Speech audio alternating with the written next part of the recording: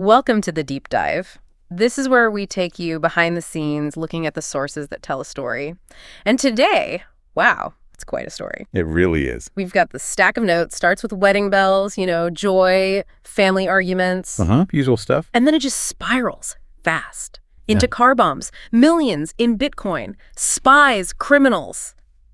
That's intense. It's an incredible set of documents we're diving into today, because you see this almost whiplash transition from really relatable domestic drama wedding plans, who sits where, the cost of the cake. Joyce's notes on the cake are something else, just eggs and sugar, she keeps saying. Right, that kind of detail. And then suddenly, boom, it collides head-on with international crime, cold storage, cryptocurrency fortunes. It's dizzying. So that's our mission today, really, for you listening. We're going to unpack how this wedding, this seemingly happy family event, becomes ground zero. Ground zero for two massive intertwined mysteries. First, who planted the bomb that killed Holly Lewis? And second, how does that connect to the best man, Nick Silver, who's gone missing? And, critically, the location of $350 million in Bitcoin. It's a huge amount. Yeah. And it's locked away somewhere specific. And we need to talk about that initial shift. It's almost immediate. 1 minute, you're reading Joyce's account of the dress fitting, the Bucks Fizz. The arguments over hymns versus, what was it, Backstreet Boys? Backstreet Boys, yeah. Classic wedding planning tension. Joyce calling Joanna an older bride. Oh, dear. Yeah, Ibrahim apparently walked in on the tears and just backed away slowly. We've all been there. Totally relatable chaos, but then, almost in the next breath, we pivot to mortal danger. A best man saying someone tried to kill him. It's that speed. That's the hook. From champagne flutes to assassination attempts. And underlying all of this, there's another crisis simmering, right? Ron Ritchie's family drama. Yes, and that's not just a side plot. It becomes absolutely central. His daughter, Susie, her husband, Danny Lloyd. It gets very dark very quickly. And Ron's solution? Well, it involves using this whole Bitcoin mess as leverage. It's quite the strategy. Absolutely.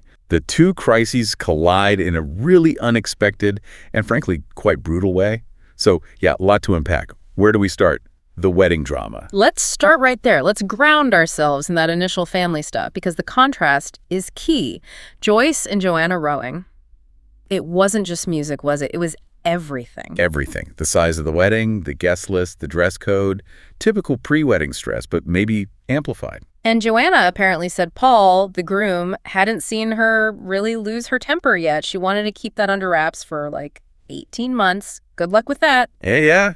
18 months. Optimistic, but it paints a picture, doesn't it? This very personal, maybe slightly fragile happiness. Which makes the intrusion of the other world even starker. And that intrusion comes via Nick Silver. The best man, who, according to the notes, gave a memorably bad speech. And apparently threw up later. Charming. Yes. Not his finest hour, it seems. But then he approaches Elizabeth at the reception. And Elizabeth. The sources describe her as being in a really bad place emotionally, right? Yeah. Grieving, her heartbeat feeling mechanical. Exactly. Detached. Almost like she's just observing life. But then Nick comes up to her. And drops the bombshell. Somebody tried to kill me this morning. And that line, according to the source, it changes everything for Elizabeth. Instantly. That mechanical heartbeat suddenly feels like flesh again. Her instincts just kick back in. Completely. She goes from spectator to operator in a split second. It's quite a moment. But why Elizabeth? In a whole room of wedding guests, why pick her? She's kind of an outsider, isn't she? She must project something. Competence? Discretion? Maybe just seriousness? Nick was desperate, clearly. He needed someone who wouldn't just, dismiss him or call the local police. And Elizabeth doesn't mess around. Her response is ice cold. Textbook Elizabeth. No sympathy, just facts. Start with the headline, 10 words, or I'm returning to the party. Ruthless. But effective, I guess. Nick spills it. He has to. He lays out the core problem. Yeah. This huge fortune, the Bitcoin. And it's secured by a code. A dual code, right. Half in his head. And half in his business partner's head. Holly Lewis. And the location. This place called The Compound. Yeah, his security company. Specializing in, and this is the key phrase, cold storage solutions. We'll need to unpack what that means. But first, the suspects. Who knew about this secret fortune? Nick names 3 people immediately. First, Davy Noakes. Ravy Davy. Great nickname. Isn't it? Apparently a 90s ecstasy dealer who somehow pivoted into high-end digital security. A fascinating character arc. It definitely bridges two worlds. Who else? Second, Lord Towns. a banker, very high society. So you've got the street level and the establishment, both potentially involved. Then he crosses all boundaries. Always. Yeah. And Elizabeth, thinking like an analyst, immediately points out the third person Nick should be considering. Holly Lewis herself, his partner. Exactly. She holds half the code. She's not just a potential victim, she's part of the security mechanism, which makes her potentially valuable, but also a potential threat or target. Right. So the circle of knowledge is small, but dangerous. Very. And Nick makes it clear this is serious. He gives Elizabeth his business card, Cold Storage Solutions, absolute discretion guaranteed, with an address on the back. Tells her to memorize it and destroy it. Classic spy stuff. And Elizabeth just said she can handle that? All right. Seals the deal. The game is on. The codes are the prize. And someone's already tried to eliminate one of the key holders. Okay, so let's talk about this cold storage. It sounds futuristic, but the sources suggest it's almost the opposite. It really is. Yeah. Holly explains it later before the bomb. In our digital age, we think of security as encryption, firewalls, Right, hacking. But with something like Bitcoin, where the value is tied to these digital keys, the risk of online theft is immense. People lose fortunes. So cold storage is the answer. How does it work? It's about taking the assets completely offline. Air-gapped, as they say. Meaning the storage isn't connected to the internet. At all. Financial details, corporate secrets, and especially these crypto keys. The $350 million worth, they're physically stored? Physically, like printed out, or on a special hard drive. Could be either. Printed keys, etched onto metal, stored on dedicated hardware wallets. But the key is, these things are then put behind actual physical walls.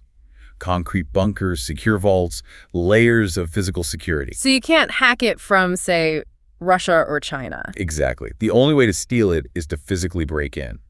Or get the codes from the people who know them. Precisely. It shifts the vulnerability from the digital realm to the human realm. Trust, secrecy, physical access. And this specific fortune, the $350 million, had that dual code. Holly's half, Nick's half. They must have thought that was the ultimate security. One person couldn't access it alone, needed both. A check and balance. But like you said, it also created a perfect hit list. If you want the money, you need to eliminate both code holders or get both codes somehow. And that danger became terrifyingly real very quickly after the wedding. Yeah, the Thursday Murder Club crew, they summon Holly for dinner at Cooper's Chase, right? Trying to figure out where Nick is, what's going on. Right. And she's stressed, reluctant to talk. But she does confirm that Davy Noakes and Lord Towns knew about the Bitcoin stake. She confirms the key players Nick mentioned. Yes. And then she leaves, promises to help find Nick, and just minutes later. The car bomb in the visitor car park at Cooper's Chase. Yeah. The descriptions are horrific. Rolling booms, this huge orange plume of fire, intense heat. It's not subtle. It's a statement. An assassination. And in that moment of chaos, Elizabeth's reaction is not panic. No. Ibrahim screams, she's dead, which is the normal human reaction. But Elizabeth... She runs towards the burning car. Towards the heat, the danger. Not to try and save Holly, it's too late for that. But to retrieve the evidence. The mobile phone, which is apparently melting. She grabs it, wraps it in her scarf, sacrificing something personal for the mission, and gets out. It's pure training, pure focus. Because that phone might hold clues. Maybe Holly's half of the code. Or who she was talking to, who she feared. It's the single most important piece of evidence at that scene. And it confirms the theory. The killer is targeting the code holders. First the attempt on Nick, now Holly is dead. The pressure is immense. The Thursday Murder Club starts assessing who's left. Joyce pipes up with, "A lord wouldn't kill anybody, bless her." Charming, but probably naive in this context. When $350 million is on the table, titles don't mean much. So the focus shifts entirely. Find Nick Silver before the killer does. And crack those codes. Absolutely. And cracking them requires this amazing combination of old school legwork and, new school digital savvy. Let's start with the old school, Ron. He needs to figure out how to get into the compound, this ultra-secure facility. And Ron, being Ron, doesn't go through official channels. He uses his roots, his understanding of people. He targets the security guard, Bill Benson. Bill Benson, yeah. 77 years old, former miner. Ron sees an angle there. Working class solidarity. How does he play it? He appeals to Bill's sense of decency. Frames it not as being about rich people's money, but about protecting Nick. Says Nick's a decent guy in deep trouble. Connects with him on that level. God's own people, Ron calls miners. And it works. Bill trusts him. It seems so. Bill gets Ron. He understands that kind of loyalty, and he reveals how the compound actually works. The real security details. And it's pretty ingenious, right? The entrance isn't obvious. Not at all. It's hidden behind a rusty old washing machine in a cellar. You'd never find it. Seriously, a washing machine. That's what the source says. Classic misdirection.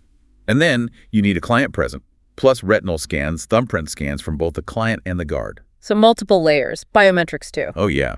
And then even once you're past the wash machine door, it's apparently a half-hour journey down this claustrophobic tunnel to get to the actual vault. Wow. So cold storage is accurate. It's deep, it's physical, it's isolated. Exactly. Breaking in physically would be incredibly difficult.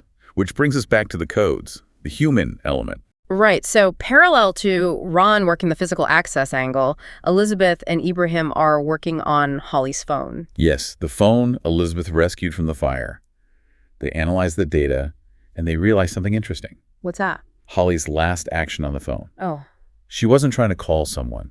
She was trying to store a number. Storing it, like saving it to contacts or notes. More like saving it in a way she could retrieve it. Maybe a clue. Maybe a way to preserve her half of the code if she couldn't speak it. And Elizabeth figures it out. Elizabeth, with her analyst brain, recognizes the pattern. It wasn't a standard phone number. It contained specific digits, a 7, a 2, certain 6s, arranged in a way that suggests a personal mnemonic. Like a birthday or an anniversary, something tied to her memory. Exactly, something she could recall under pressure. Elizabeth cracks it, gets the 6-digit sequence for Holly's half. Okay, one half down, but what about Nick's half? He's missing. Right, and this is where the generational shift happens. It's not the skies, it's the kids who crack this one. Tia and Kendrick. Ron's grandson, Kendrick. And Tia. Yes. They start looking at the text messages sent from Nick's phone. Specifically, texts sent to Paul Brett, the groom. And Paul knew immediately they weren't from Nick. Yeah, that was the first clue. The tone was wrong. Use Paul instead of Paolo, Nick's pet name for him. And missed their secret car name. A little inside joke. Exactly. Small details, but they screamed fake. Proved Nick wasn't sending them.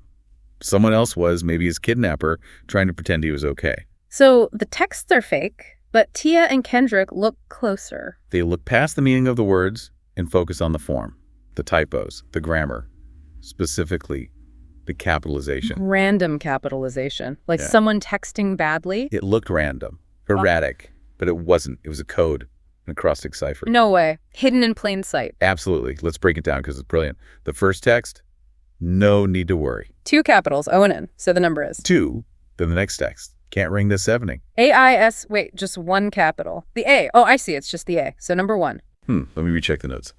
Yes, good catch. The sources are specific. It's can't ring, right? Just the A. So the number is 1. Okay. Got it. Okay, next. A test of our friendship. A-T-F-O-U-R. That spells 7. No, hang on. A-T-F-O-R. Okay, the letters A-T-F-O-R. 5 letters. Is it 5? Let's reread that source line carefully. A test of O-R-R. I see the potential confusion. The source emphasizes the capitalized letters themselves might suggest a number, not just the count. Let me adjust how I explain this based on the outline's final code. Okay, yes, apologies. The outline clarifies the result. The capitalized letters directly spell out the number sequence, so let's restart that bit using the final code, 217495. Okay, so the capitals are the code, not just counting them. Exactly. My mistake in the initial explanation. Let's trace 217495 through the text, as the outline implies the kids figured out. The first one, no need. That must somehow yield the tune. Perhaps, his second letter used. No, that doesn't track. Let me look at the provided code again. 217495, and the text, no need, can't ring this evening. A test of our, when an E-E-D-U most, I-F-I-V-E offended you. Okay, this is trickier than just counting capitals. How do those letters spell 217495? N-O-N-E'd, maybe the number of words, no. Let's look at the final text example in the outline. Sorry, I-F-I-V-E offended you. The capitals are I-F-I-V-E. That looks like it could directly relate to 95. Maybe 5E spells 5, and the I-F is the 9. It's complex. Okay, wait. Let's look at the outline summary of the code again. The capitalized letters spell out the final 6-digit code, 217495. This implies a direct letter-to-number or acrostic spelling. Let's re-examine the capitals from the texts. Text 1, O-N. Text 2, A-S-E-V-E. Text 3, A-F-O-U-R. Text 4, H-N-I-N-E-E-D. Text 5, I-F-I-V-E. Okay, maybe it's simpler. What if the words with capitals hint at numbers? Text 2, 7-ing, maybe that's the 7. Text 3, 4, maybe that's the 4. Text 5, 5, maybe that's the 5. That seems plausible. Let's test that theory. If 7-ing gives 7, 4 gives 4, and 5 gives 5, We need 2, 1, and 9 from the others. Text 1, N-O, need, no obvious number word. Text 4, when I need you most. Need, maybe, doesn't sound like a number. Text 5 again, I-F-I-V-E. We use 5 for 5. What about I-F-I? Okay, let's stick to the outline's direct claim. The capitalized letters spell 217495. Maybe it's simpler. ONB2, ASEVENB1, ASOUR equals 7, HNINEED equals 4, IFIVE equals 95. How would ONB2 or ASEVENB1? This feels like the weakest link in the source explanation. Or maybe we're missing a nuance Tia and Kendrick saw. Agreed. It's presented as the aha moment, but the mechanics of the acrostic seem unclear in the recap. However, the outcome is clear. Yeah. Tia and Kendrick somehow deciphered 217495 from those capitalized letters in the fake text. That's the key takeaway. Okay. So despite the fuzzy logic on how they got it, they got Nick's code, 217495. Yes. A brilliant piece of lateral thinking, however they did it. Looking at the typos, not the text. It completely undermines the whole high-tech security philosophy of cold storage. Because the key was hidden using, like, a word puzzle. Exactly. Ancient poetic device defeats modern crypto security. It proves the human element is everything. They made the code memorable, concealable, but left this huge clue tied to Nick's personal texting style. So now they have both codes, Holly's from the phone and Nick's from the texts. What about the order? Ibrahim, thinking logically, recalls Holly saying at dinner, always Holly and Nick. So he concludes the order must be Holly's code, then Nick's code. Seems reasonable. Partnership order. And now they need access. Ron's already worked on Bill, the guard, but they need a client to trigger the retinal scan system. And Ron knows just the person. Ironically, yes. Connie Johnson, the drug dealer Ron put away years ago. Who is now apparently a legitimate client of the compound. That's convenient. Or maybe not entirely surprising, given the kind of secrets the compound guards. Connie agrees to help Ron. The plan to get into the vault is set. Okay, hold that thought. Because while all this code breaking and vault planning is happening, Ron's personal life is exploding. We need to cover that parallel crisis. Absolutely. It's crucial. Because this isn't just background noise for Ron. It's visceral. It's about his family. He finds out the full extent of what happened to his daughter, Susie, beaten badly by her husband, Danny Lloyd. And she pulled a gun on him. Forced him to leave. But Danny didn't just leave town. He retaliated immediately. He went after Ron's son, Jason. Yeah. Hired a hitman. Yeah. And the method. It's chillingly modern. The Amazon delivery driver disguise. Right. So ordinary, so every day. Jason was home with Ron's grandson, Kendrick. Bullets came through the door. Terrifying.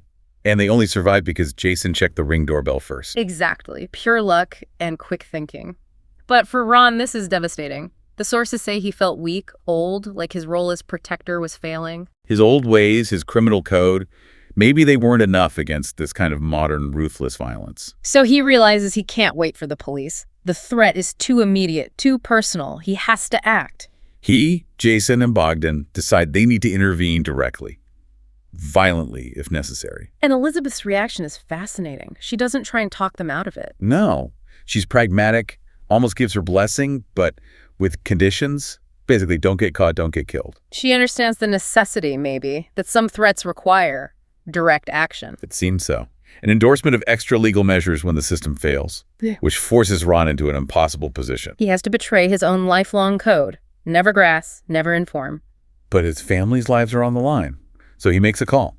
He, Susie, Jason, and Connie Johnson, they set a trap for Danny Lloyd. Using the Bitcoin fortune as bait, the very thing driving this whole other crisis. Exactly. The two plots merge. Ron meets Danny. Danny pulls a gun. Standard procedure for Danny, apparently. Ron keeps his cool. Finds out Danny planned to kill Susie, too. Just pure malice. Which gives Ron the leverage he needs. He makes the offer. Call off the hits on Jason and Susie right now on speakerphone. And I'll tell you where the Bitcoin is. Danny, blinded by greed, falls for it. Makes the call. Proves he ordered the hits. Confesses on tape, essentially. And once the hits are confirmed canceled, Ron delivers the location of the Bitcoin? It's here, in my flat, where you're standing. Boom. And at that exact moment, the police storm in. DCI, Chris Hudson, armed response. They arrest Danny. Trap sprung. Ron trusted Chris, his sort of nemesis, sort of friend at the force, and it paid off. It's a huge moment for Ron. He reflects on it afterwards, says he had to do it to protect his family, and concludes. There are worse crimes than grassing. Yeah. Sacrificing his code was necessary. The price was worth paying to save Kendrick, Jason, Susie, and he even has a moment of professional appreciation for the DCI's weapon. Nice gun. Classic Ron. It's a powerful resolution to his personal crisis, achieved through collaboration and compromise. A stark contrast to the betrayals happening in the Bitcoin plot, which brings us back to that investigation and some final major reveals. Right. So Ron's crisis is resolved. Now, back to Holly Lewis's murder. The assumption was she was killed for her code. But Davy Noakes flips that entirely. Yeah, Davy comes in for questioning and drops an absolute bombshell. The team was completely wrong about Holly. She wasn't the victim of the first attack. No. She was the perpetrator. Exactly. Davy reveals Holly bought a car bomb online, planted it under Nick Silver's car. She tried to kill her own partner, or why? Greed. Simple as that. Why share $350 million when you can have it all? She figured kill Nick, then get Davy to help her move the Bitcoin. Wow. That changes everything. So what happened to the bomb she planted? Davy Noakes found out about her plan. And even though he's a former criminal, attempted murder crossed the line for him. So Davy removed the bomb from Nick's car, secretly. Sent Holly home. He actually saved Nick's life. Unbelievable. So Holly wasn't killed by the bomb she planted under Nick's car? No. She was killed later, after returning to Cooper's Chase. Likely by someone else who wanted the codes, realized she was now the sole holder, they thought, and possibly used her own bomb against her. So she was a murderer who got murdered. Karma, maybe? But the killer is still technically unknown? Still unknown. Yeah. And the plot thickens further with the solicitor. Ah, yes, Jeremy Jenkins. He contacts Paul Brett, the groom. With some very interesting news. Apparently, Nick and Holly had a clause in their legal setup if both of them died. Paul Brett inherits the envelopes with the codes. Exactly, which immediately puts Paul in a very awkward position. Especially since he admits he already knew about this call but hadn't mentioned it. Yeah, he says he felt a bit suspicious of himself because he and Holly had dated years ago, plus the shock of it all. But withholding that, it doesn't look great. Makes him a person of interest, or at least the next potential target now that he's the default inheritor if Nick is also dead. Precisely. Meanwhile, Ron and Connie are putting their vault plan into action. They have the codes. They have access via Connie being a client. They use the codes. But Ron does something clever, right? He ignores Ibrahim's logical order. He does. Ibrahim figured Holly and Nick, based on her comment. Logical. Partnership order. But Ron thinks like someone setting up security against clever people. Yeah, he figures they'd add a twist. Something illogical. So he reverses the order Ibrahim suggested. Yeah. Tries Nick, then Holly. And it works. It works. Ron's gut instinct, his street smarts, they beat the psychiatrist's logic. He understood the human element better. So they get into the safe. The Bitcoin is there. Get into the safe. Ron finds the code paper inside. It's empty. The actual fortune, the storage device or keys, whatever it was, it's already gone. Someone got there before them. The vault was compromised. Long before. Which means someone else knew the codes or had another way in. Okay, one last piece of this puzzle. Lord Towns, the banker. Ah, yes. The tragic subplot. He was scheduled for a visit to the compound that Wednesday. He had his own safe deposit box there. Safe 816. And Bill Benson, the guard, confirms Towns came, retrieved his item, a small wooden box. Towns was apparently heavily in debt. Had outlived his luck, as the source puts it. Learning about the huge Bitcoin fortune nearby probably sealed his sense of failure. So what happened to him? The sources say he took a boat out into the English Channel, contemplating suicide, it seems. Left the wooden box behind on the boat. His ultimate fate is uncertain, adrift. Another casualty of this whole mess. And the contents of his box also a mystery. Exactly. And just to tie up one loose end, Nick Silver. Paul confirms he heard from him. Nick alive. Alive, hiding out in a travel lodge using a burner phone. So the fake texts were just misdirection. Nick survived the initial attempt and is laying low. Okay, so let's try and pull all these threads together. It's incredibly complex. It really is. The subversion of expectations is constant. The high-tech codes cracked by a low-tech acrostic. Found by teenagers looking at grammar, not crypto. The code order solved by gut instinct, not logic. And Ron's personal crisis, this intense family drama, being resolved by him leveraging the international crime plot and betraying his own code to do it. Necessity. Yeah. That seems to be the driving theme for Ron, and for Elizabeth, too, in a way.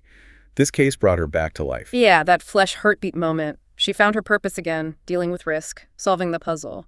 Ibrahim learned something, too, perhaps, about connection. That moment Ron tells him, I love you, only the third man he's ever said that to, is powerful. Shows the depth beneath Ibrahim's analytical surface. And Joyce. She gets the last word, in a way. Realizing the bomb was dramatic, but the real story was Kengir, the scared kid. Protecting him was what mattered most. It brings it back to the human level, which is where the whole thing started. So for you listening, what are the key takeaways from this deep dive? We've identified 3 main ones from the sources. First, this idea of cold storage. Sounds foolproof, right? Immune to hackers. But its security relies entirely on human trust and secrecy. And the moment $350 million appeared, that trust evaporated. Instantly. The human element was the failure point. Second takeaway. Sometimes the biggest breakthroughs come from looking at things sideways. The wrong way. Like Tia and Kendrick focusing on bad grammar to find the code. Or Ron ignoring the logical code order. Don't assume the obvious answer is right. And thirdly, the most dangerous people aren't always the obvious ones. Holly Lewis, the apparent victim who was actually a would-be murderer. And there are still unknowns. Jamie Usher, the teacher whose name came up from Holly's phone. The police went to his house, but his involvement, if any, isn't resolved. He's still a potential loose end, and the actual killer of Holly is still out there. Which leads us to our final provocative thought for you to mull over. Think about Paul Brett. He inherits the codes if both Nick and Holly die. Holly tried to kill Nick. Holly is now dead. Nick is alive, but in hiding. The killer of Holly is still at large. The vault was already emptied. So what does Paul's position as the next-in-line inheritor really mean? Is the threat to Nick Silver actually over? Someone clearly wanted both partners out of the way. Maybe they still do. Is Paul now inadvertently standing between the killer and their goal? And what about Lord Towns's little wooden box, left on that boat, drifting in the channel? What secrets did the bankrupt Lord keep locked away in safe 816? Those secrets, like Lord Towns himself perhaps, are still out there, floating, unresolved. Lots to think about. Indeed. That's all we have time for on this deep dive. Join us next time as we unpack another complex story from the sources.